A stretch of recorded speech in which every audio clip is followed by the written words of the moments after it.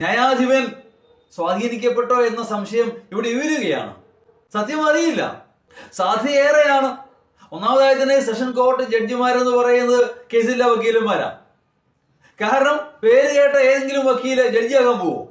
മാസാമാസം കിട്ടുന്ന ശമ്പളം മാത്രമല്ല ഉള്ളൂ. നല്ല വക്കീലിനൊക്കെ മണിക്കൂറിന് കാശ്, ഓരോ സിറ്റിങ്ങിനും പ്രത്യേകം തുകയാണ്. അങ്ങനെയുള്ള ആരും ജഡ്ജിയാകാൻ പോവില്ല. അപ്പൊ ഇവരുടെ വിധിയിലൊന്നും വലിയ കാര്യമൊന്നുമില്ല. ഇതിൽ മേൽക്കോടതികൾ പലതുണ്ട്, ഹൈക്കോടതി, സുപ്രീം കോടതി വരെ.